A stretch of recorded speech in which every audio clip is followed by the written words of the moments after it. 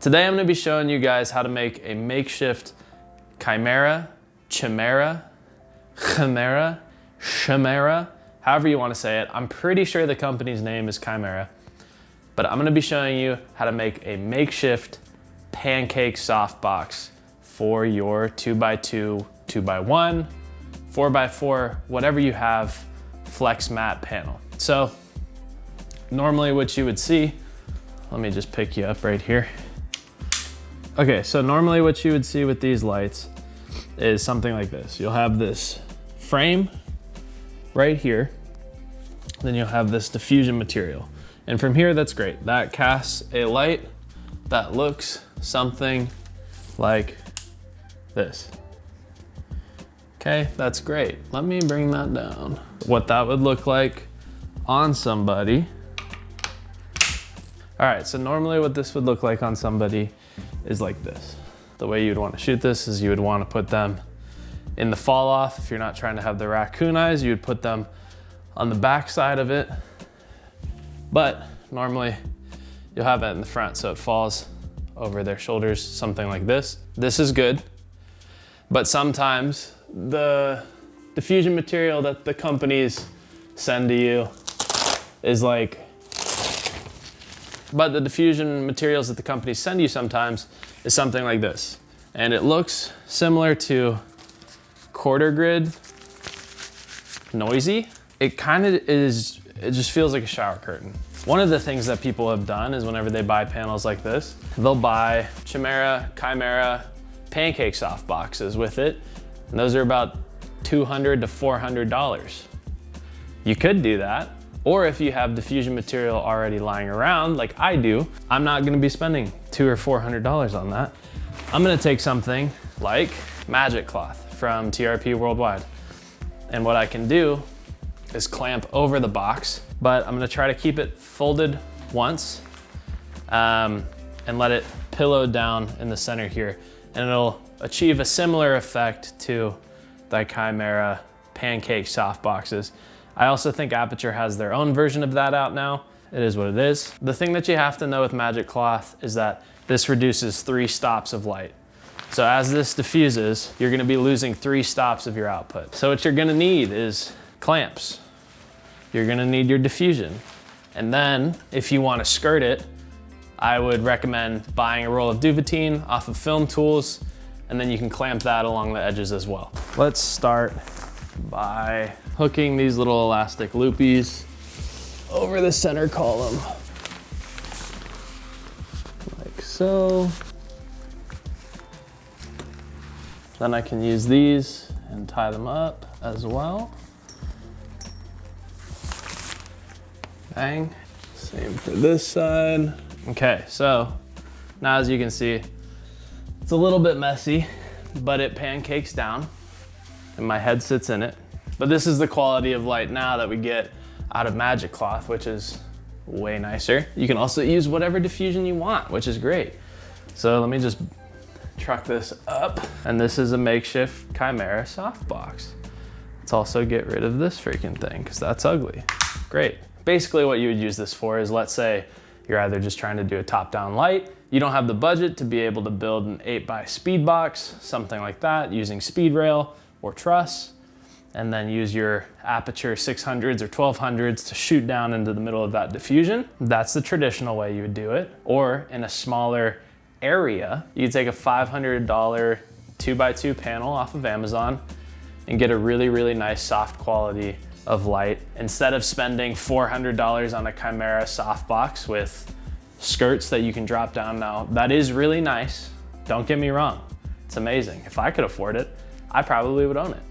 But since I already have Magic Cloth, you can just spend an extra $50 on a roll of Duvetine off of B&H or off Film Tools, and you can just skirt around this so that you can control your spill more. But another way that you could use this too is, let's say it's a dining room scene, it's a round table scene, maybe it's an interview, something like that, around a table. There's gonna be one way that you wanna light, and you always wanna stay shadow side. So you're gonna boom one of these over the center of the table, and that'll be your key light for everybody. So just make sure you're getting foreground. So you'd use somebody's shoulder. Let's say, for instance, I come over here, I'm standing here, there's somebody right over here talking. Now you're getting more contrast and visual interest because you can see my shoulder here. I'm getting outlined with an edge. This person across from me, something like this would be a really nice soft light. And so that's just one way that you can use this. Just remember, if you don't have the tools, you can usually make the tools. Let's say you don't have the ability to purchase 6x6 magic cloth. It's $90 to $110. I get it, it's kind of expensive, but you can go to Home Depot and you can find something that's between a polyester-y feeling shower curtain and between a vinyl. So one thing you could do is take a flashlight with you to Home Depot. They'll have that section of shower curtains where it's like they're hanging and you can see what each one looks and feels like. You can take your flashlight, put it behind there, and just look at the quality of light that's coming off of it. Take your fist, put it out in front of you, put it right under, see the fall off that comes across the skin. Another thing that you should buy from Home Depot, this is just a pro tip, Home Depot, Lowe's, wherever, is this.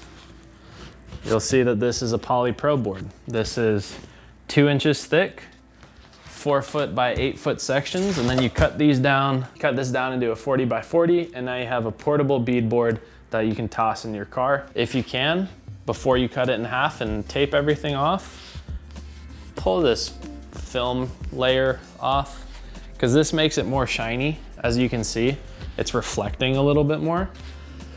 And so you're gonna get that sheen on somebody's skin if you're using that. And then on the back side, you can put Mylar sheet. You can use something like that to get caustics. You can leave the poly pro board like this and use it as a silver side, or you can also take Duvetine off the entire square, tape that down, or staple it in. And then you got yourself a neg and a bounce. And I think these sheets go for somewhere around 18 bucks a pop, something like that. I hope you found this helpful. If you did, leave a comment below. If you want to see me doing more cinematography tips of lighting and that such, leave a comment below, let me know. A big part of cinematography is problem solving. That is basically our jobs as cinematographers, is how do I solve all of these problems that we have in order to get the best possible image. And so as we're coming on to year 8 of me doing this, I've been able to find a lot of helpful tips that I've found myself, that my friends in the industry have shared with me, people that I look up to have shared with me as well. And now I'm able to pass a little bit of that knowledge on to you. So let me know what you want to see next. If you want me to do more lighting tutorials, let's do that. Maybe you send me one of your favorite films, a scene from your favorite film, send me a shot deck screenshot, and maybe we can recreate it with what we got. So that being said, I've used a lot of Aperture products in the past. However, I'm starting to lean more towards Nanlite. So Nanlite, if you're watching and you want to send your boy a couple lights, reach out. You can email me at tyler@tylergoodwin.co, and we'll strike a deal. I'll make a bunch of videos for you using your lights. And if you want to get crazy and send me some Nanlux products, then I'll make sure that I use them on my Elevation Worship music videos and other music videos that I shoot. But I used the Aperture Storm XT26 a couple weeks back and I loved it. So Nanlux, if you have something similar and you want me to be a rep for you, I'll do it. Strike a deal with your boy. I'll make you some videos. All right, anyway, so now that you guys just saw me try to sell my soul to Nanlite, I'll see you in another video. Deuces.